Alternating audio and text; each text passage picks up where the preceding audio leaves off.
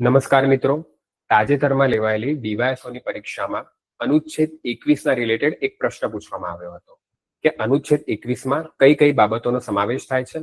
તો તમને હું એ જાણવા માંગીશ કે અનુચ્છેદ 21 એ ગરિમાપૂર્ણ જીવન જીવવાનો અધિકાર છે અને એમાં અલગ અલગ વિવિધ બાબતોનો સમાવેશ થાય છે, જેમાં તાજેતરમાં 2-3 મહિના પહેલા સુપ્રીમ કોર્ટે એક ચુકાદો આપ્યો છે કે સ્વચ્છ પર્યાવરણમાં આપણે જે શ્વાસ લઈ શકીએ એનો અધિકાર છે.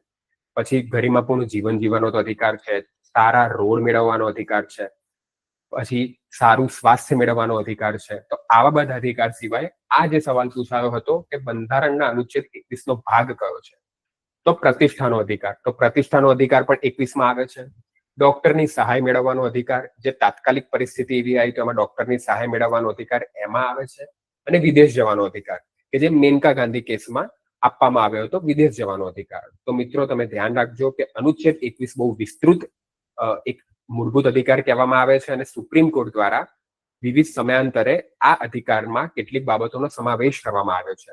અને તમને બીજું એક ઇન્ટરેસ્ટિંગ ફેક્ટ જાણવા માંડીશ કે ઊંઘવાનો પણ અધિકાર અનુચ્છેદ 21 હેઠળ આવે છે. મિત્રો, આ મૂળભૂત અધિકારમાં સમાવેશ છે શાંતિપૂર્ણ રીતે ઊંઘવાનો અધિકાર. તો હવે તમને જો ઊંઘમાંથી કોઈ ખલેલ પહોંચાડે તો તમે એવું કહી શકો છો કે મારા મૂળભૂત અધિકારોનું હનન થયું છે.